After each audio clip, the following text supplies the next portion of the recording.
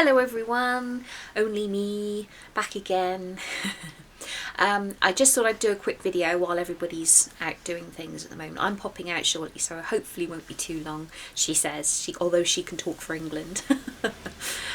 Why am I doing a video? Well, the video I wanted to do, that I've wanted to do for a while, is to give you a little bit of my background growing up as a child in a JW household. I was brought up as a Jehovah's Witness, but we were one of those families that weren't very regular at the meetings, and for a lot of my very young childhood we weren't at meetings at all. In fact, I remember we celebrated one Christmas when I was very, very, very young, about 3, and I remember it because I remember the tree and the smell of the needles and finding them in the carpet for weeks after, because we had quite a thick pile carpet when I was a child. But then I also then remember that suddenly Christmases, birthdays, all of these different things were not something that we then celebrated. It was something that that stopped. And we were then indoctrinated with all of that was wrong, it was pagan, it was this, it was that, and the indoctrination of the witnesses then sort of was sinking in, but we weren't actually being informed of this at the Kingdom Hall because we weren't going to the Kingdom Hall. This was all from my parents. So I never really understood why birthdays and things were not okay. I just took it as that's the thing that you don't do when you're a Jehovah's Witness. So we were being brought up as Jehovah's Witnesses, but we weren't really Jehovah's Witnesses. Make sense? So it was like a limbo. And a lot of my childhood, I remember my education side of it suffered an awful lot. In fact, I didn't really have much of an education. I remember being brought up as a child, going to school, and I wasn't allowed to participate in any activities that the children were doing that had any links to birthdays or Christmases, or even in assemblies. As a child that wasn't celebrating anything, or not allowed to sing hymns, you would be told to come away and out of assembly, and you'd have to stand or go and sit in a classroom somewhere while that part of the assembly was going on. So very difficult, because you are looked at as a child that is the one that stands out from the crowd, because you look odd to your friends, to your peers at school, because you're not really involving yourself in anything. And it is hard when you're a child that stands out like that. And I always used to, I was told that it was because we were making a stand for Jehovah, and this was a good thing. But it's a massive thing for a child to feel that different. And it made even more of an obvious thing when I moved on to senior school. So I was about 11, my first year of secondary school. And I remember being at school and I started to be picked on. Not actually because I was a Jehovah's Witness. I had a lad, I still remember him now, ask me out on a date. He wanted to be my boyfriend, and I'd never had a boyfriend, and I said no. And because I said no, I was then a target to be picked on and bullied. And for that entire year, the first year of senior school, I was a target. And every opportunity they had, they would really they would hurt me physically, and they would hurt me mentally, and really nasty. And I was quite bad. The school that I was in was quite renowned for its bullying, and this was back in an era where bullying was tolerated, in the sense they didn't really do much about it. In fact, I remember when my mum first complained to the school about me coming home with bruises and things, and how I was upset, and really I wasn't learning anything anyway, because I was so frightened about the way that I was being attacked every 5 seconds, that my mind was not on the lessons, it was on about what was happening to me as an individual. And I remember them locking the science lab, had 2 doors, and they locked both doors, and they're half glass, half solid doors. And I remember that I was beaten up, and the teacher and the pupil standing the other side, and I just remember being in a heap on the floor and being taken to the nurse by someone one of my friends that had come up from primary school with me and was in the same class.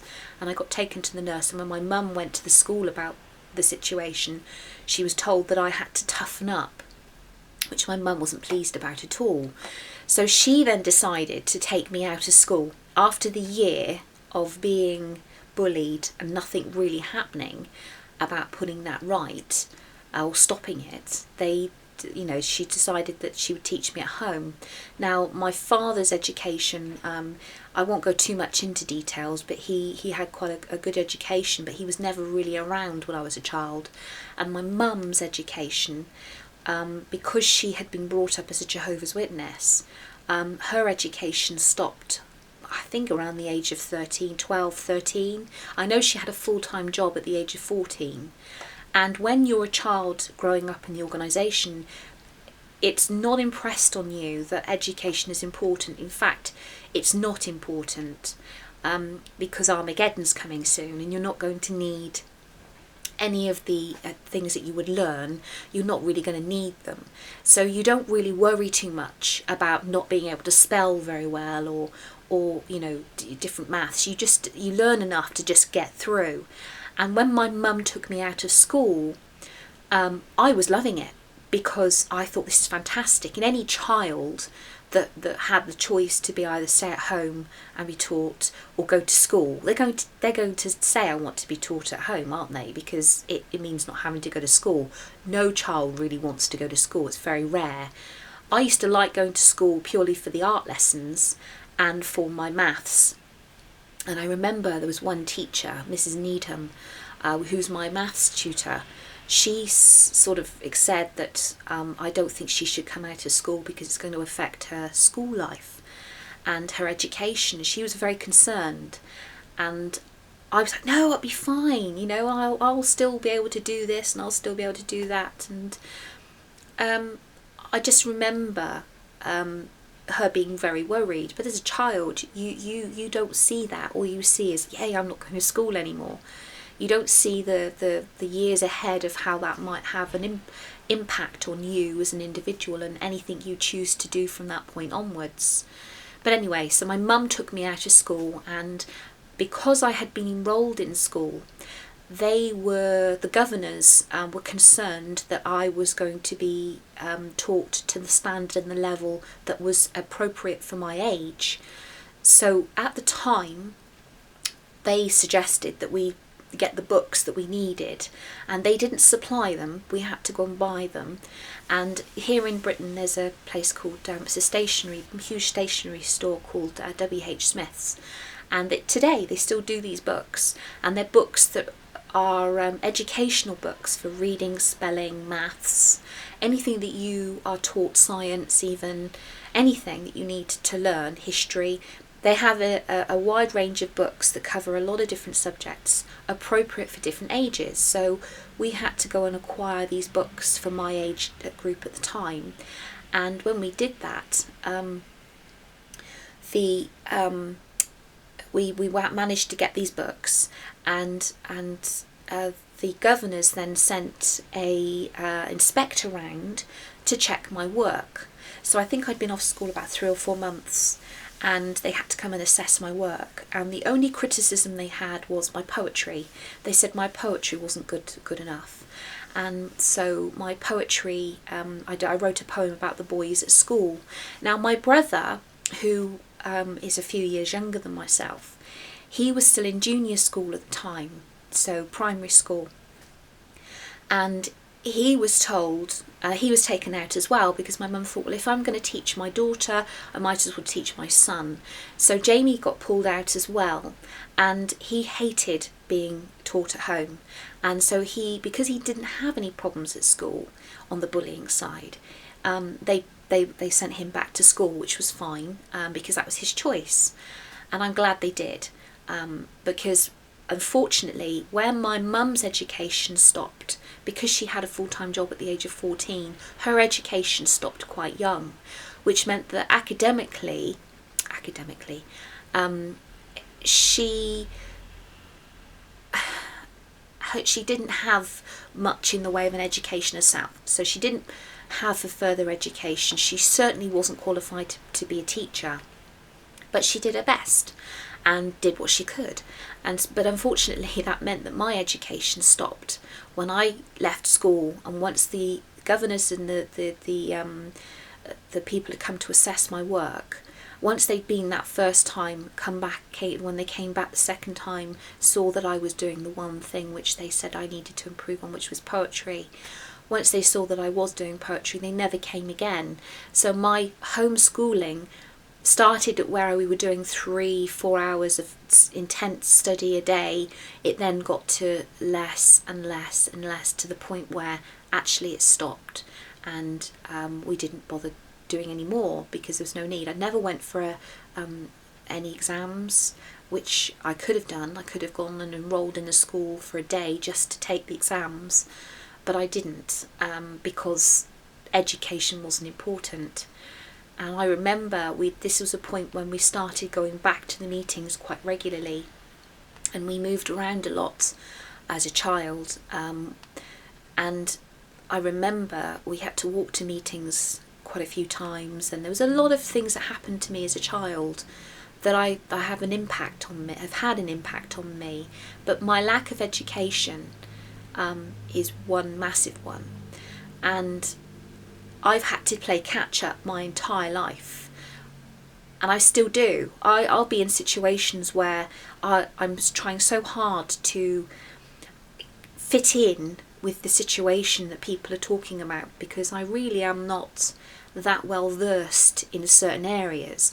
I'm learning, I'm getting there, I'm improving, but it takes time.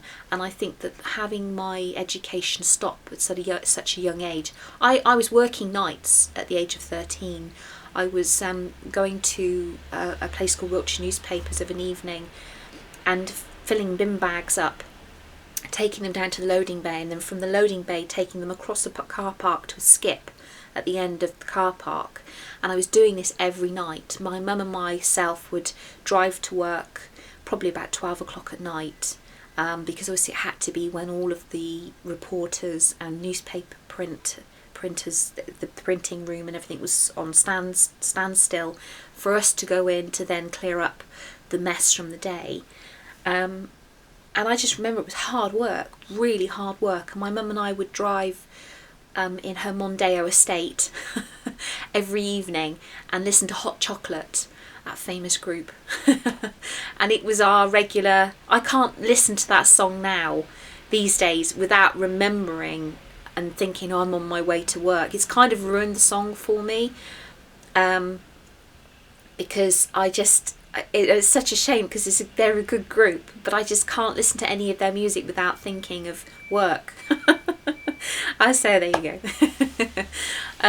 So anyway, we go to the Wiltshire Newspapers every evening, do all of these bin bag carries. I got muscles like nobody's business. I was solid muscles on my arms. I really was very strong, because obviously I was building up my muscles at such a young age.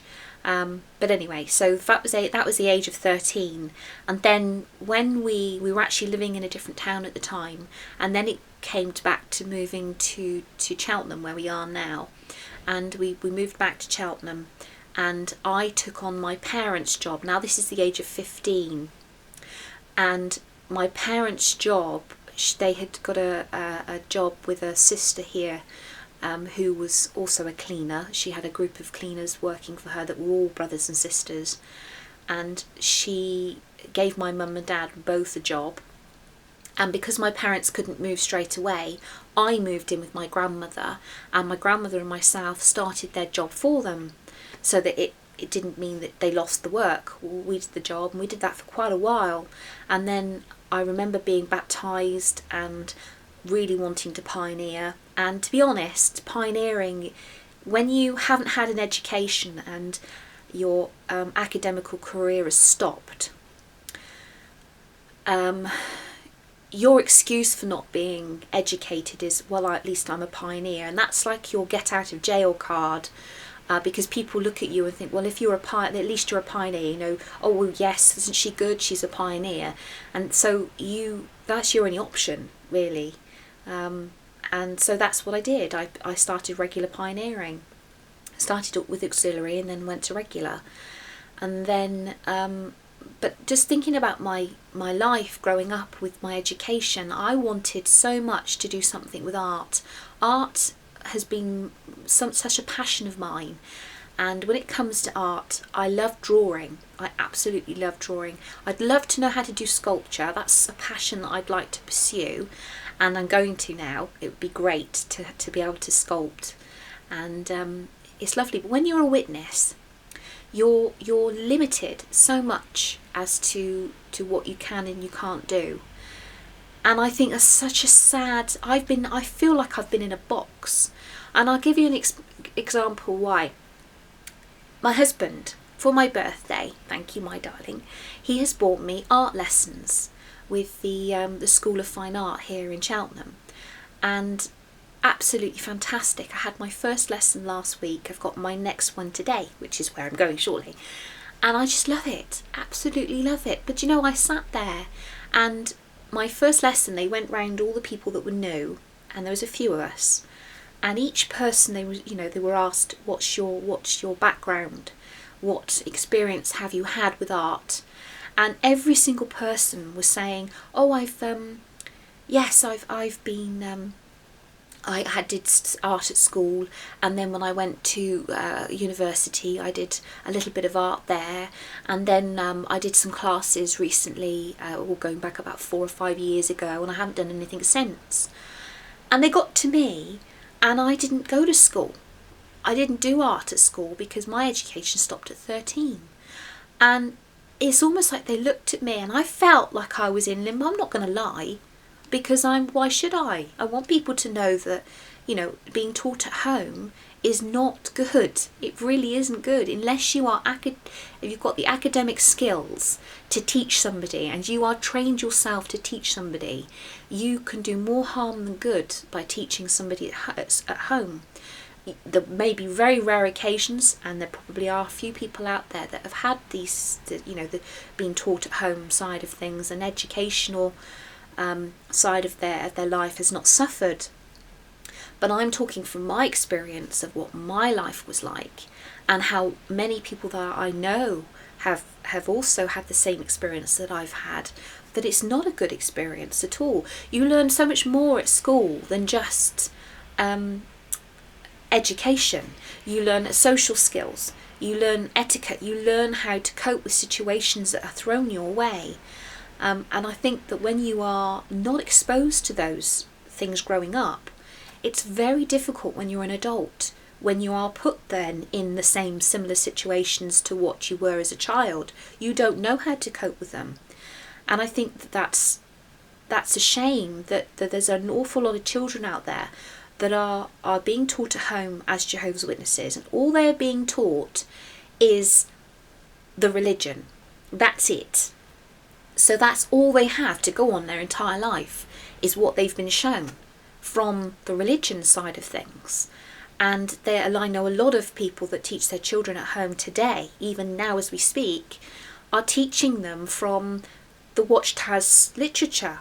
They're not even using outside literature to teach their children, because in their mind they're giving their child the best opportunity they can, so that these children then know the literature inside and out, because then it will be beneficial for them when they're pioneering, because that's their goal at the end of the day.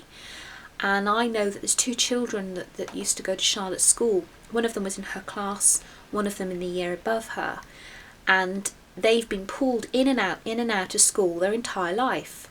And you can't tell me that is not having an impact on their life. When I mean they're coming back and forth, the daughter, the child that was in Charlotte's class, as soon as we left the organisation, within a couple of weeks, that child was removed from the school. Now, obviously, I think that had something to do with the fact that apostates were now in her classroom, and oh, heaven forbid that should, children should associate with children that are now children of apostates. That's awful. And this child was removed and taught at home for a while, and then enrolled in another school. Now, I happen to know through another parent who knows this child very well that this child is slightly warped in the way she looks at things in life. And I'm not surprised. I really am not surprised. And I'm worried for that child, and I hope that at some point in their life they get an opportunity to start to see the truth for what it really is, which is not the truth at all. I just really hope that's the case. But anyway, so these children are suffering, and I know that, and I really hope that at some point they wake up. Anyway, so Charlotte, yes, and Charlotte, when Charlotte was born, my mother and my auntie tried to convince me so much not to enrol her into school. In fact, because I was obviously a single mum at the time, and you don't know how much I fought tooth and nail. I really had to go against everything they were saying, because I had the fact that I've known how hard it has been for me. I did not want my daughter to suffer like I did, so I fought it every step of the way. I really didn't want her to go to be taught at home and then struggle.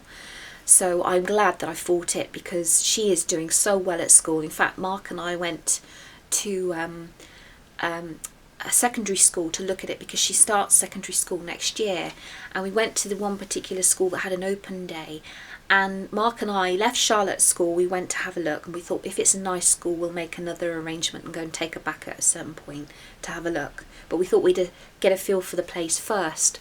So Mark and I are going around this school, and we're looking, and I must have looked so strange, because I had my mouth wide open. I was, I love it. Oh my goodness. And the children, the two girls that were showing Mark and myself round, I actually said to them, never mind Charlotte, can I enrol in this school please? And they laughed. They thought I was joking. I was being serious.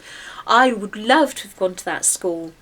The facilities they have there are amazing, absolutely amazing. And I looked, and Mark and I, after we'd been shown around on the tour, had to sit in the auditorium with all of the other parents that had gone, and some of the children that they brought along with them, and obviously the teachers and other pupils that already go to this school. And this headmaster got up on the platform and was giving a talk about the school and how much their ethics are pure on trust and respect. And I was listening to him, and both Mark and I were getting lower and lower in our seats, and unbeknownst to each other, we were both getting very depressed. And when he'd finished and everything he'd said, we just absolutely soaked in. And we're looking around the school and seeing all the artwork and projects the children have done, and thinking, wow, what an amazing school. And we both came out of there, and as we were getting back into the car, we looked at each other, and we both looked miserable. And I said to him, are you okay? And he said, are you okay? And I went, no. And he said, why not? And I said, because I feel really depressed now.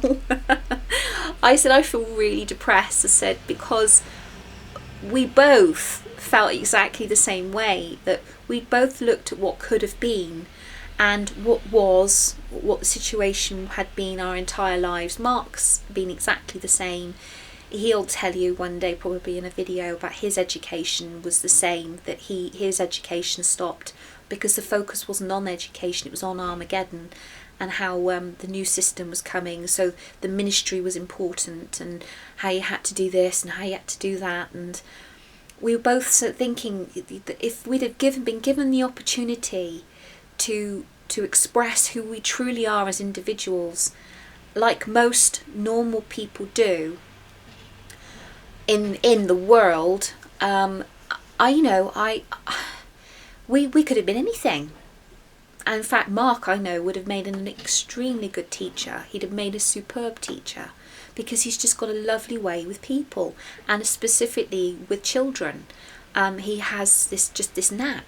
He can get a child talking, and they can be talking for hours, and it's wonderful. It really is. It's lovely to see. And myself, I probably would have pursued something in art, definitely. I think that's the passion. But you see, now that we're looking at that, we're looking at it thinking, actually, it doesn't have to be what if maybe what could have been. It can still happen. And I'm looking at my life now going, I can do that. There's no reason why I can't do that. I'm going to do that. And every opportunity that comes our way now, we grasp with two hands, with both hands, and we do not let go. And we make sure that we make full of every situation that we're in. And I say now, if anybody's out there and you're being taught at home and you're of a young child, if you're young or you're a young child, a young witness child, please keep your options open. The world is a massive place, and we've worked out that everything you're told about the world is a lie. It is completely a lie. There's some horrible people in the world, yes, but there are some wonderful people too. And there are lots and lots of situations that are out there, then possibilities for you as an individual. Please keep your options open. Please do not view the world a certain way. When I was growing up, I was always told that the world was they painted it black, they painted it cruel, but actually it's not that at all. It really isn't. And you need to experience things for yourself. You need to look at the world and grasp hold of any opportunity you can have. I am doing that now. Mark is doing that now. And anything our children decide to do, we will be there to support them 100%. And it will be a decision that they make because they really want to. And it will be an informed decision. And the choices that they're going to have are going to be huge, because there are no boxes or walls around you as a free person. There isn't. You put those walls around yourself. And you need to realise you don't need to put those walls around you. And as a Jehovah's Witness child, I know that those boxes, you're already in a box. You're already in a container that you can't see anything other than what you're in, because the walls are so deep and so dark. But I'm telling you now, when you knock one of those walls out and realise actually the world is a beautiful place, it really is, then it's an amazing thing to know that once you see it and once you break free. So I urge you, please keep your options open. And anybody out there that's in a situation like I am now, looking back going, what if I've only, take it. I'm enrolled in school again. I'm doing art and I'm going there this afternoon for my second one. And I'm really looking forward to my future. I just had to say this today. So what I will say, to end this video, because obviously it's gone on a bit longer than I thought I was going to be on there. Teaching your children at home, unless you are academically gifted to be able to teach your children and expose them to every situation you can, unless you are adequately qualified to do that, please do not take your children out of school. You are going to harm them. You are going to damage them. I am an example of that, in the sense I've worked really hard my entire life. In fact, I'm quite a good chameleon. What do I mean by that?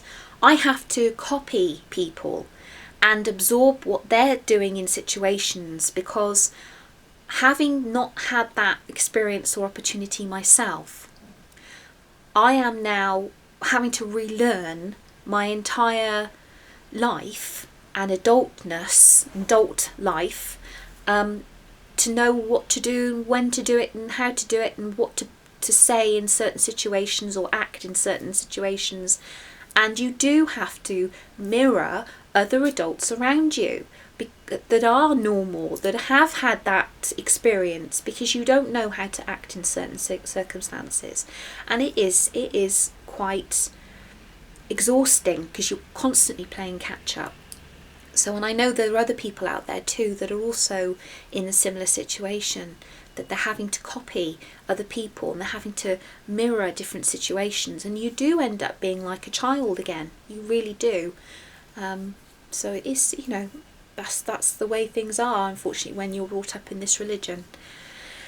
Anyway, I'm going to say goodbye. And there's probably a load more other things I wanted to say, so I may do a part 2 if I suddenly remember, I didn't say that or whatever, but I can't actually remember what I've said. It's one problem when you do a video for too long, then you don't know where you are with it. But anyway, I hope this has made sense, and I hope it will help a few people out there and just explain to you a little bit more about my background. Anyway, I'm going to go off to my art lesson now, so I shall say goodbye for now, and take care, and we'll speak to you soon. Okay, lots of love to everyone. See you soon. Bye bye.